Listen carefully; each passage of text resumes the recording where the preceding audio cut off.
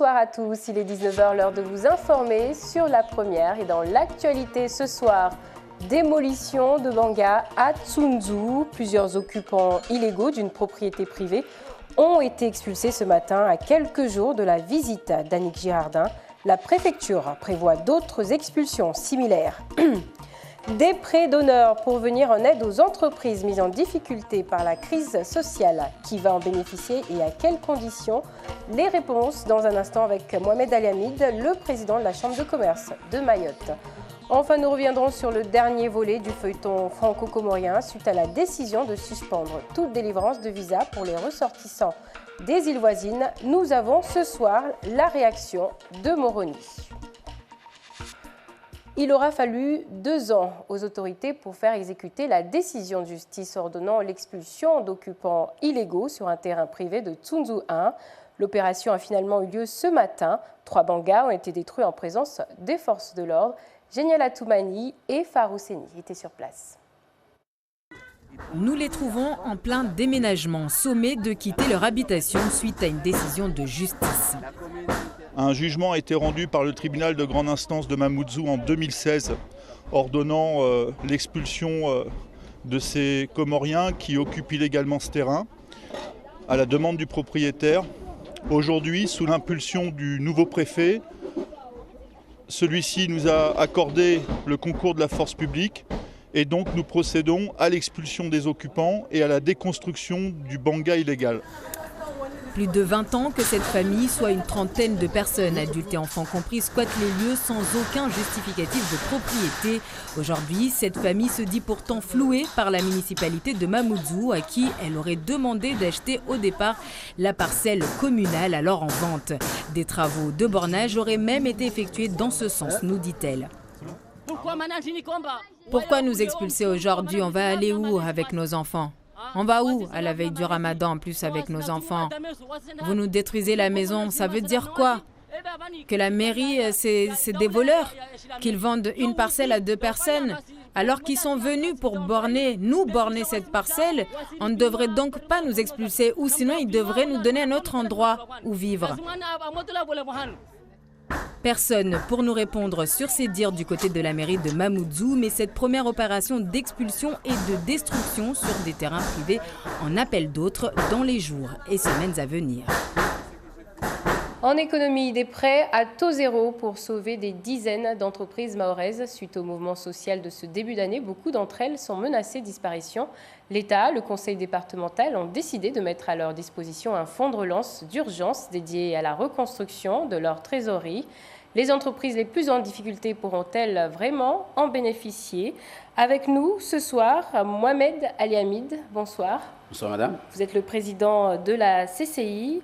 Alors, on annonce souvent des chiffres importants en matière d'aide aux entreprises, mais en discutant avec beaucoup d'entre eux, certains nous avouent que les démarches sont tellement compliquées que souvent, très peu sont celles qui peuvent en bénéficier. À quel pourcentage estimez-vous les entreprises mahoraises qui peuvent avoir ces aides? Bonsoir à tous, bonsoir à toutes. D'abord, il faut comprendre une chose que je vais essayer donc d'éclaircir. Pourquoi on a mis donc ce dispositif donc de prêt à taux zéro? Qui l'a mis? Avec quels moyens? Quel objectif? Et ensuite, donc oui, mais venant de moi, c'est peut-être ça sera perçu autrement. Au départ, donc, je suis président de la Chambre de commerce, je suis porte-parole donc des entreprises. Je me devais donc de réagir donc à ce fléau qui nous avait tous mis presque à genoux, pour certains complètement à plat ventre. Et donc, on a mis en place une cellule d'urgence pour essayer d'aider, d'écouter, d'accompagner les entreprises. Et ensuite, l'État, bien entendu, a réagi, et le département en même temps. Et donc, ensemble, nous avons donc mis en place ce prêt à taux zéro. L'objectif, c'est quoi? C'est d'aider les entreprises, justement, à se constituer une trésorerie pour pouvoir relancer leur activité. Mais on a bien compris, mais cet argent, vous l'avez aujourd'hui? Alors, cet argent, je vous réponds, les conventions sont en finalisation. Nous, CCI, pour faire démarrer donc le dispositif, nous avons déjà mis presque $1,5 million d'euros à la plateforme initiative donc, qui sera chargé donc d'étudier les dossiers et d'octroyer ces prêts. Et les donc autres? nous attendons, les conventions sont en finalisation d'un moment à l'autre, et donc ils vont tomber. L'État devra mettre donc un peu plus d'1 million, le département pareil, donc nous aurons un fonds donc, de 2,5 millions donc, très rapidement donc, qui seront mis à la disposition des entreprises. Donc pour l'instant, les entreprises ne peuvent pas encore avoir cet argent. Pour l'instant, et raison pour laquelle je demande à toutes ces entreprises, en tout cas aux chefs d'entreprise, de bien m'écouter, il faut se préparer, ne pas attendre que les fonds soient là pour venir constituer un dossier. Parce que vous savez que constituer un dossier, ça suppose bien entendu des éléments à fournir. Et donc il faut dès maintenant que les chefs d'entreprise se rapprochent de la maison de l'entreprise où il y a une cellule dédiée qui pourra donc les aider à monter leur dossier. On en a déjà parlé à plusieurs reprises dans ce journal. Oui. Mais dites-nous, quel pourcentage, selon vous, d'entreprises peuvent bénéficier de ces fonds? Parce que quand on regarde les attestations à fournir, il y a quand même un certain nombre de critères. Oui. On a des attestations des dettes fiscales, des états de commande, des arrêtés comptables. Tout le monde n'a pas de comptable à sa disposition. Combien d'entreprises pourront bénéficier? Quand on est chef d'entreprise, je ne sais pas si vous l'êtes, quand on est chef d'entreprise, la première chose, c'est de savoir gérer sa trésorerie, en tout cas son activité, et donc savoir un minimum. Oui. Donc, vous pouvez parler donc de charges fiscales et autres. Nous avons mis en place, nous avons discuté justement avec les services donc percepteurs, à savoir la Caisse de sécurité sociale, à savoir la Direction régionale des services, la Direction régionale des finances publiques, à savoir les services des douanes, de façon à pouvoir alléger justement les démarches pour donc leur permettre d'avoir une attestation et pouvoir donc constituer les dossiers donc, des entreprises. Et donc je pense que si on n'est pas venu à la Chambre, on ne peut pas savoir. Il faut qu'on évite, qu'on arrête de se dire dès le départ que je ne pourrai pas. Nous avons mis une cellule dédiée pour faciliter justement ces démarches-là. Donc c'est aux entreprises maintenant de venir. Je ne voudrais pas que dans quelques mois on nous dise qu'on avait donc une enveloppe de tant de millions d'euros qui n'a pas été consommée. On ne distribue pas de l'argent comme ça, comme au marché aux puces. Hein. Il y a un minimum de dossiers à fournir, c'est de l'argent public. Demain, vous me reprocherez que j'ai distribué à tout vent, ce qui serait incorrect et illégal. Alors, dernière chose, comment ces prêts vont-ils aider ces entreprises? C'est pour leur trésorerie? Vous dites que ce n'est pas forcément pour payer des prêts? Si des entreprises font des prêts... Il faut comprendre une chose, hein. Ces aides-là ne sont pas faites pour aller payer des dettes. C'est fait pour relancer l'activité. Je prends un exemple tout simple d'un pâtissier qui aujourd'hui, parce qu'il n'a pas travaillé, n'a même pas la matière première, la farine pour relancer ton activité. Comment voulez-vous qu'il fonctionne? D'accord. Si aujourd'hui, le minimum, il ne l'a pas pour faire démarrer sa machine de production, comment voulez-vous qu'il relance son activité? Ce n'est pas fait pour payer des dettes d'il y a 10 ans quand même. Merci beaucoup, Monsieur Ali Hamid, pour ces précisions. Très bonne soirée. Merci. Passons maintenant au volet politique de cette édition avec cette information que nous avons diffusée dans notre édition d'hier soir. L'ambassade de France à Moroni suspend désormais toute délivrance de visa pour les ressortissants comoriens, une décision qui leur ferme aussi l'entrée dans les pays européens. La réaction du gouvernement comorien ne s'est pas fait attendre. Voyez le reportage de Ahmed Ali Amir et Ibrahim Souf, nos correspondants à Moroni. Cette mesure est la suite logique de la suspension toujours en vigueur des visas officiels et de services ordonnés en représailles au refus du gouvernement comorien d'accueillir dans les 3 îles les Comoriens refoulés de Mayotte. Une décision qui a provoqué la colère de Moroni. Là maintenant, ça donne une réponse claire aux gens qui se faisaient des illusions en disant que la France est un pays ami. La France n'a pas d'amis, la France a des intérêts à défendre.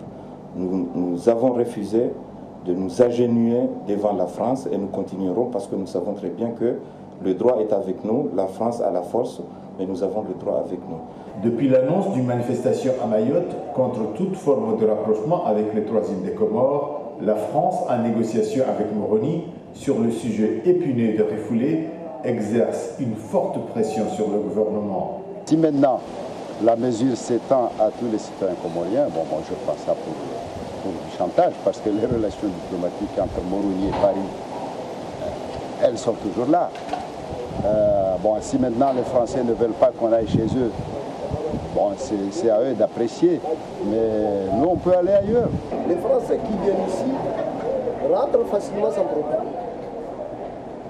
Mais quand il y a des Comoriens qui veulent aller en France, ils sont des clandestins, on les considère comme des clandestins ou des sans-papiers. Donc là, il manque une réciprocité. Donc, c'est très regrettable. Alors que les négociations entamées à Paris avec le ministre français des Affaires étrangères ne sont pas rompues et que les deux parties se sont convenues de se retrouver, la mesure de suspension des visas est considérée ici comme une ultime provocation. Et depuis plusieurs jours, les enjeux pour le moins opaques des discussions entre la France et les Comores empoisonnent la vie de nos politiques ici à Mayotte. Ramlati Ali, la députée de la circonscription 1, est intervenue aujourd'hui sur cette question à l'Assemblée nationale. Je vous propose de l'écouter. Monsieur le ministre, les Mahorais sont toujours inquiets face à l'insécurité, la pression migratoire et la non-reprise des reconduites à la frontière des expulsés. Par médias interposés, on entend à nouveau parler d'un projet de communauté de l'archipel des Comores qui accentue leur inquiétude au moment où le ton monte aux Comores, même sur le statut de Mayotte. Pouvez-vous nous faire part de l'état des échanges actuels avec les Comoriens? Merci. Merci, Madame la députée. La parole est à Monsieur Jean-Yves Le Drian, ministre de l'Europe et des Affaires étrangères. Madame la députée Ramlati Ali, j'ai déjà eu l'occasion de dire dans cet hémicycle que la rumeur sur la communauté d'archipel des Comores était sans fondement. Je vous le redis ici une nouvelle fois et très solennellement. Et je regrette qu'un certain nombre d'acteurs continuent à répéter par voie de presse ces rumeurs. Nous ne transigerons pas sur le statut de Mayotte au sein de la République française. Je l'ai déjà dit à plusieurs reprises, je vous le redis. Nous avons aussi été amenés à condamner ici et publiquement les mesures qui ont été prises par les Comores le 21 mars dernier pour interdire les reconduites de Comoriens entrés illégalement à Mayotte. Ces pratiques ne sont pas acceptables et face au blocage que nous avons pu constater sur la réadmission et face à la poursuite des arrivées d'immigrants irréguliers à Mayotte, nous avons décidé de suspendre la délivrance des visas demandés par les Comoriens vers la France depuis le 4 mai dernier jusqu'à nouvel ordre. Communauté de l'archipel, une rumeur infondée, nous dit le ministre des Affaires étrangères. Misbahoudine Bakar est avec nous ce soir pour nous éclairer sur ce sujet. Misbahoudine, bonsoir. Vous avez avec vous un document inédit, le fameux texte qui instaure les prémices de la communauté de l'archipel. Est-ce que ce document est à prendre au sérieux? En clair, y a-t-il une exagération, voire une manipulation de la réalité?